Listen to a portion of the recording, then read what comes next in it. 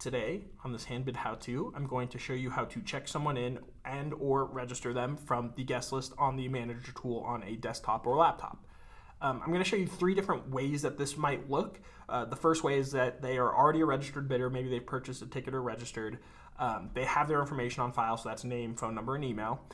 The second way is when they have a guest who has information filled out but is not yet registered. And then finally, just a guest slot with no information in it whatsoever that does need to be checked in and registered. So let's get started here. I'm going to go to my People tab. I'm going to go to Guests and then Guest List. That'll pull up all of my guests. So these are ticket purchasers. These are people that are added manually as guests.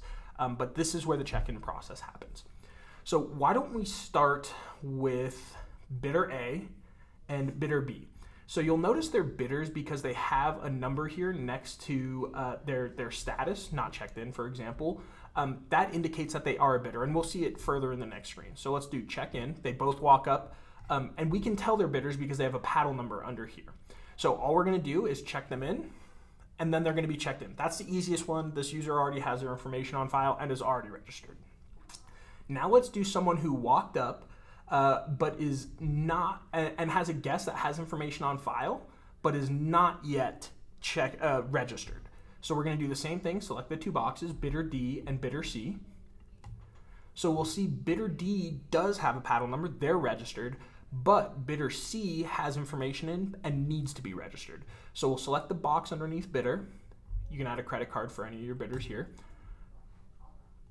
And then we will have our information panel here. So perhaps they want to change the name or the email. Remember, their information is already on file in this scenario.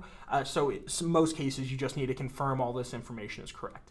But once I click register here, if you have the setting to manually assign paddle numbers, that will pop up. Otherwise, it will just automatically assign it, and I'll do that now. So once I do that, it will bring me to this confirmation screen, double check all this information is correct. You can even add a credit card or a purchase from this screen. So for example, merch or maybe an additional ticket, you can add that here. But for now, I'm just going to check them in. So now both of these guests are checked in.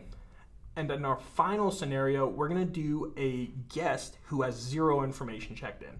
So same thing, I'm going to highlight the box here. We can tell they're not a bidder because they don't have a paddle number.